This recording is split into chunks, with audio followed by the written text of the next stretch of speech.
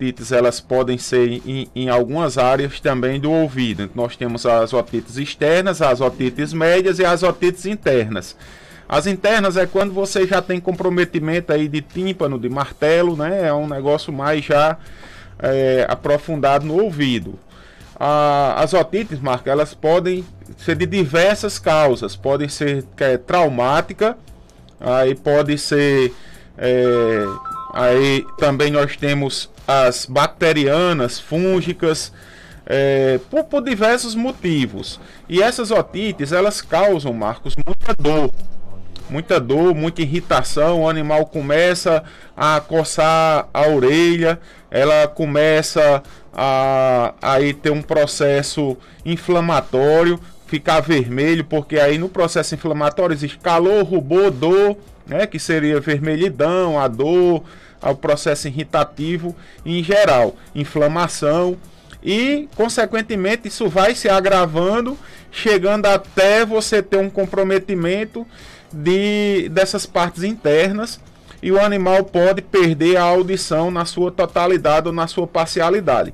Muitas vezes você percebe um mau cheiro, um odor desagradável saindo da orelha do cão, ele fica balançando a cabeça, fica com a cabeça muitas vezes torta, vai ter aí um problema de você ver secreção saindo, pode ser uma aguinha, como o pessoal chama, pode ser pus saindo de dentro desse pavilhão auricular, e pode ser nos dois ouvidos, né? Uma coisa que a gente muitas vezes observa é que isso ele é geralmente unilateral, mas pode ser nos dois. Algumas raças são mais predisponentes, as raças que têm as orelhas caídas, né? Aí podemos citar principalmente o Cocker Spaniel, que eles têm essa predisposição a ter, em virtude da orelha por ser baixa, por ser caída, dificulta e diminui a aeração, o ar enxugar ali o pavilhão auricular, favorecendo assim a multiplicação de fungos e bactérias nesse microclima que cria nas orelhas dos Cocker Spaniel. Nós temos lá em casa um Cocker Spaniel, que você conhece muito bem, que é a sua paciente, Suzy, né? E hoje ela é cega, totalmente cega, né?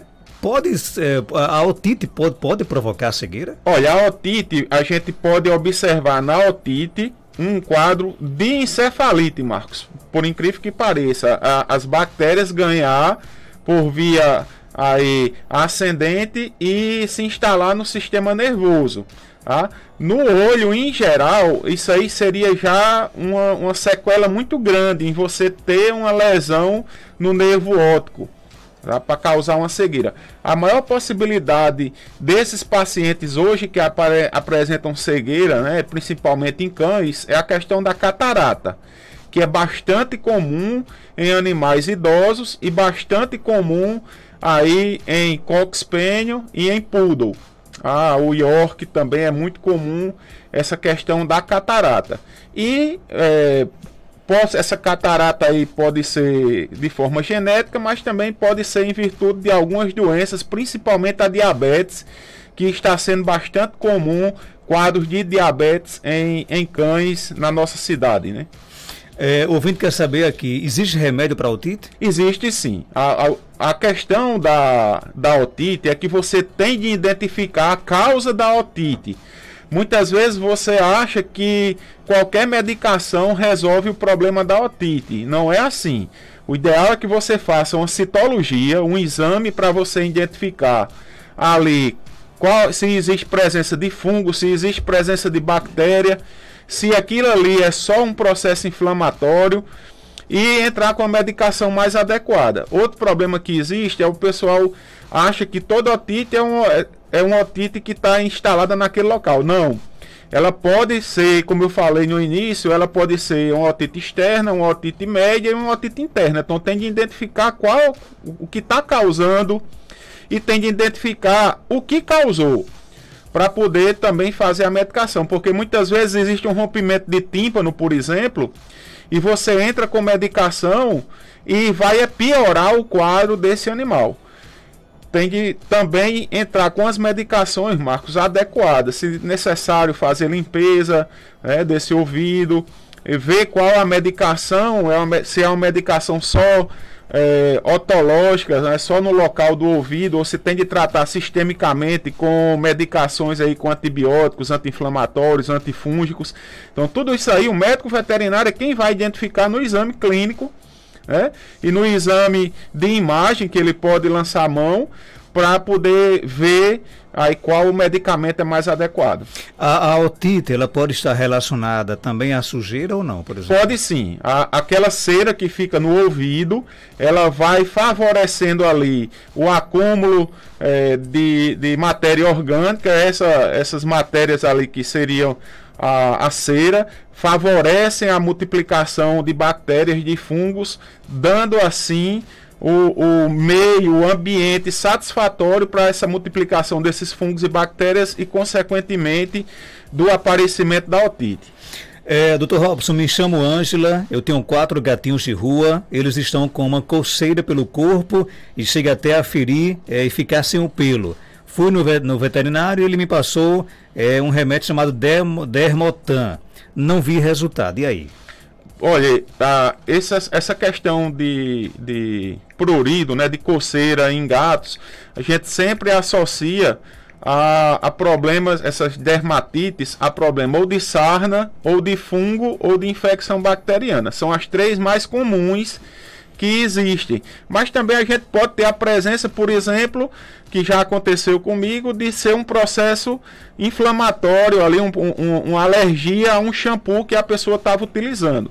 O ideal aí é que ou retorne para o médico veterinário, ou procure outro médico veterinário, para que possa fazer um exame, que aí existem diversos exames, raspado cutâneo, existe aí a lâmpada de Wood que você pode lançar a mão para verificar se isso é fungo e entrar com a medicação correta. Então, se já foi procurado um médico veterinário, retorne para ele, informe que o tratamento não surtiu efeito e ele vai aí realizar mais exames para poder fechar o diagnóstico. Onde é mais normal a otite? No cão ou no gato? É mais comum a otite no cão. No gato, ela existe, tá? Ela existe, mas ela é mais rara, Marcos. Não é tão comum quanto as otites dos cães. Tem mais pergunta aqui no nosso WhatsApp. Vamos ouvir. Bom dia. Bom dia. Eu gostaria de mandar esse áudio para o Dr. Robson. Porque eu tenho uma cachorra e tenho um gatinho. Eles dois estão comendo muito capim e eles vomitam muito. Eu gostaria de saber que tipo de problema é esse. Se é verme, se é preciso comprar algum remédio para eles. O que a gente faz, doutor? Bom dia, obrigado. O que a gente faz, doutor? Veja só, se associa bastante essa questão de comer capim à verminose, Marcos. Se associa muito. Por quê? Porque o ato de comer capim é porque os animais estão com algum problema no estômago e eles comem o capim na intenção de vomitar. Então ele come o capim porque o capim ele vai irritar a mucosa do estômago e, consequentemente, vai propiciar vômito. Em gato é muito comum ele estar comendo esse capim na intenção de eliminar bolas de pelo, porque fica as bolas de pelo irritando o estômago e ele come o capim na intenção de irritar mais um pouco e ele fazer a eliminação dessas bolas de pelo. Já em cão ele está mais associado a quadros realmente de verminose e, consequentemente, também problemas gástricos alimentares aí, em virtude principalmente de gastrites. Nessa orientação aí, as pessoas primeiro iniciam com a vermifugação, vermifugam seus animais e, caso isso persista, a indicação é que a senhora procure um médico veterinário para que possa reavaliar todos os animais. Tem mais perguntas chegando, bom dia. Marcos, bom dia. Pergunta ao Dr. Robson. Porque eu tenho um cachorro que tudo que ele come, ele vomita. Se eu dou a ração, ele vomita. Se eu dou algum tipo de comida, ele vomita. Tudo ele vomita.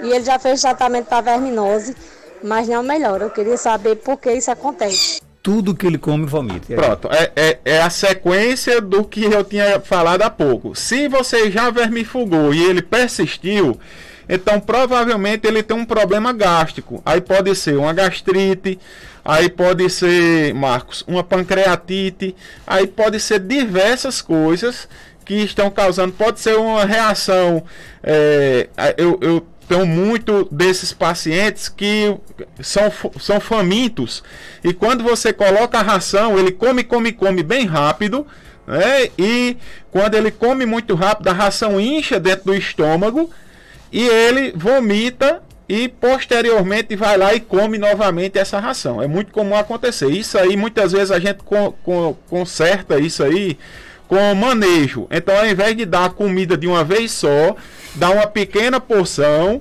e vai fracionando essas porções ao longo do dia, para que essa ração possa não inchar dentro do estômago e, consequentemente, não propiciar vômito. Dr. Robson, meu cachorro, que ainda é filhote, está com dificuldades para fazer cocô. E quando faz, parece estar colocando muita força. Sai bem pouco e bem fininho, como uma diarreia.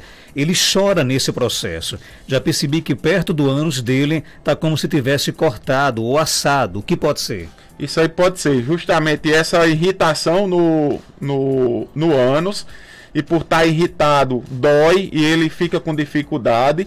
Pode ser aí um quadro de giardia, o paciente está com giardia ou está com verminose maciça, dando esse quadro de diarreia. Aí pode ser um problema, um problema inflamatório intestinal, que o animal também é comum acontecer em esse filhote. E pode ser uma doença mais grave, Marcos, que seria uma parvovirose, que estaria dando aí esse quadro diarreico no animal. Então tem de procurar um médico veterinário para que ele possa fazer os exames e diagnosticar corretamente. Dr. Robson Góes, por que a raça labrador tem problema de pele? Por que eles são tão sensíveis nessa questão de pele? Demais. O labrador, o Cocker Spaniel são raças que são extremamente favoráveis ao aparecimento de dermatites. Isso aí é da genética desses animais. E o labrador, Marcos, incrível, eles gostam muito de água, de se molhar. E esse ato de estar procurando molhado, de estar procurando frio, faz com que crie umidade na pele, e essa umidade favorece a multiplicação de fungos e bactérias. Dr. Robson, eu posso dar banho na minha gata toda semana? Eu dou banho nela toda semana, e disseram que não é bom dar banho em gato toda semana. Pode dar banho sempre ou não? Ela tem 3 meses. Veja só, primeiro o gato ele toma banho diário, o velho banho de língua, né? Ele se lambe, ao lamber ele está fazendo a higiene da pele, e ali está fazendo o seu banho diário. A idade do filhote, 3 meses de idade, não teria problema em você dar banho semanal. Porém, gato, eu sempre gosto de orientar que os banhos devam ser de 15 dias ou de 30 em 30 dias. Banho semanal em gato, em virtude dele ter essa higiene diária, o banho de língua, ele praticamente não é tão necessário quanto o banho em cães, já que o gato também não exala tanto odor quanto os cães exalam, Marcos, na pele. Dr. Robson, com quantos meses posso castrar filhote de gata fêmea? Olha, a gente castra em torno de 5, 6 meses de idade, não tem problema nenhum. Tem mais perguntas chegando, bom dia. Bom dia, Marcos. Bom dia, Dr. Robson. Eu sou de Jardim de Seridó. Porque eu estava escutando o senhor falar sobre coceira dos gatinhos. Os meus animais, eles são presos. Eu tenho uns gatinhos, eles são presos. Estão com muito ferimento. Eles coçam bastante. Tem uma que está tomando conta dela toda. Eu ainda não procurei o veterinário aqui em Jardim, mas eu suspeito que pode ser de produtos que eu estou usando na casa. Será que é possível, doutor, acontecer isso? Água sanitária, assim, porque no caso, no ambiente que eles são presos. Um abraço para a turma de Jardim do Seridó e aí, doutor Robson. Existe sim, tem doutora Sayonara aí em Jardim de Seridó, uma profissional muito competente. A questão dessa prurido, dessas feridas que estão dando em gato, não é comum, Marcos, gato ter problema de reação alérgica a produtos químicos. É mais comum isso acontecer aí em cães. Mas a senhora procura um médico veterinário, acredito eu que aí vai estar uma correlação com alguma desses problemas que eu falei à senhora, que seria sarna, fungo ou bactéria, e vai fazer aí os exames necessários e tratar esses animais de forma adequada. Tem mais perguntas chegando, bom dia. Bom dia, Marcos Dantas. Bom dia, doutor. Ah, meu Deus, esqueci. Doutor aí, veterinário. Esse aí é meu gatinho Neve, que ele fez castração faz um mês, mais ou menos. Aí é normal ele ficar miando ainda assim no muro atrás de gato. Um abraço, querido doutor Robson. É normal acontecer isso, é comum acontecer, porque quando você retira os testículos ou retira os ovários de um gato, né, ou de uma cadela, você não consegue retirar os hormônios circulantes que ainda existem no organismo.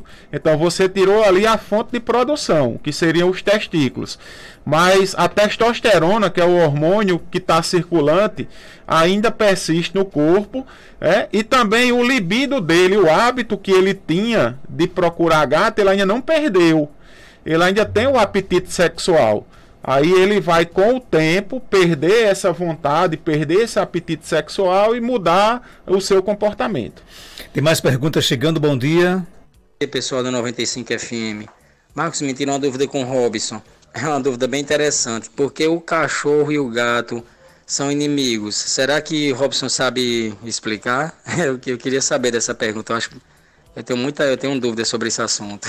São inimigos? Rapaz, eu não diria que seriam inimigos. Eu conheço diversos cães e diversos gatos que parecem que nasceram da mesma ninhada, que são praticamente irmãos. Mas na lei da natureza nós temos uma cadeia alimentar.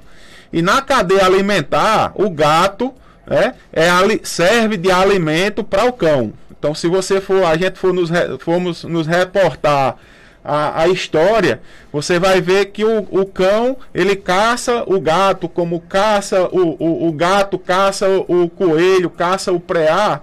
Então isso aí faz parte da cadeia alimentar. Isso aí é uma questão que já vem nas características genéticas deles. Mas você pode criar tranquilamente. Cria, Marcos, até se acostumarem, né? Eu agora tô com uma gatinha lá em casa que as duas cadelas só não fazem, é um inferno ainda.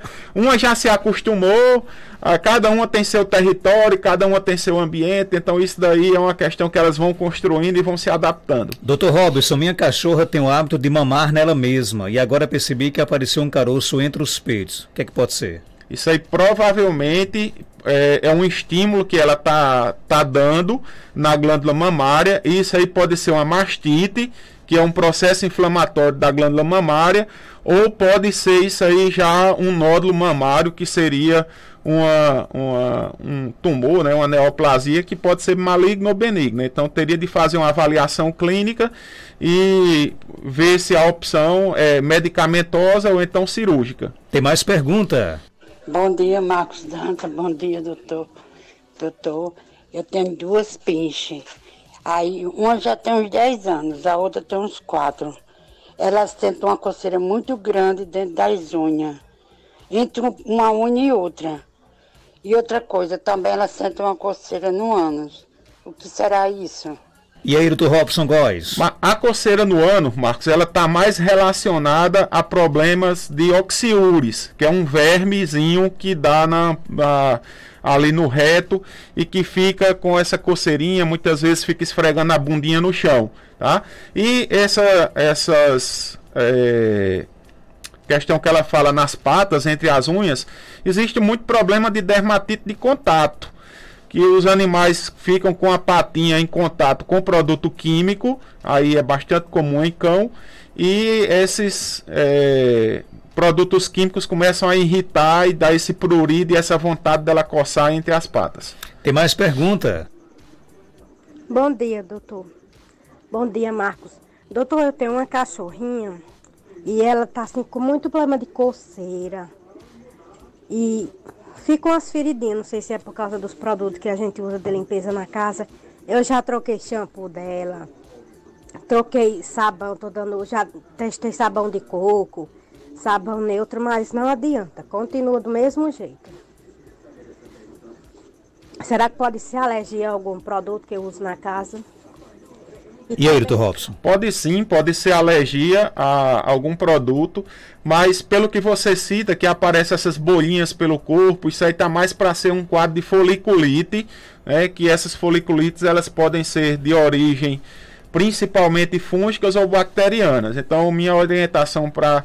E também, Marcos, pode ser aí uma sarna demodéxica, que também acontece em animais, dá problema de pele nessas características que ela apresenta. Minha orientação é que você procure um médico veterinário para que possa ser feito um raspado cutâneo aí desse animal, ser feita uma citologia e identificar realmente o que está acontecendo na pele da sua cadela. E as perguntas não param, tem mais pergunta aqui no nosso WhatsApp. Bom dia.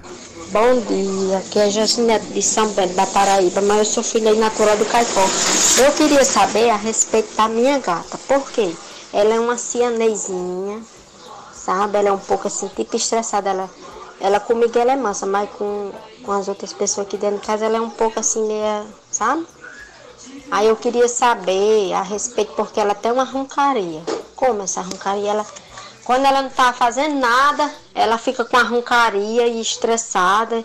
E tem uma zoada feia, tem hora que ela tem uma tosse feia, mas é difícil. Mas sempre ela tem uma roncaria e essa tosse, como se fosse um engasgo. É porque ela já é velha, um pouco ou não? Ela tem uns 8 anos já ou mais, que ela tem ela por aqui, rodeando. Um abraço para os nossos irmãos paraibanos, aí, Dr. Robson. Olha, Marcos, essa questão dessa roncaria, o gato ele tem um rosronar. Então, se isso aí for rosronar, isso é normal acontecer. Principalmente quando ela está relaxada, bastante relaxada, ela começa esse rosronar. Agora, se ela apresenta uma tosse, essa tosse ela não é normal. Essa tosse ela provavelmente é patológica. Ela está associada em felinos, em cães ela está mais associada a quadros cardíacos, mas em felino ela está mais associada a problemas aí de bronquite, ou então, Marcos, já um quadro em fêmeas de neoplasia, quando essas fêmeas ela tem histórico de tumor de mama. Então tem de fazer aí uma avaliação para identificar o que realmente é. Tem mais pergunta? E Dr. Robson, eu sou Maria, aqui do sítio São Francisco. Meu filho tem uma cachorrinha, fez 1 mês ontem, uma pitbull.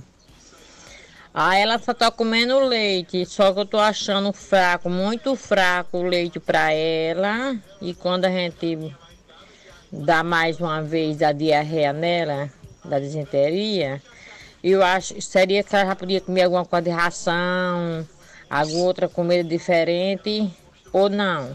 Daqui a 15 dias que ela vai tomar a primeira dose da vacina, que são 3 doses que toma, né? Um abraço, Maria, sítio São Francisco. Isso, Maria, veja só, ela já pode tomar a primeira dose de vacina. Existe uma vacina chamada PUP, que ela pode ser dada a partir de 28 dias de idade. O animal, ele pode, esses filhotes, eles já podem comer ração de filhote, sim.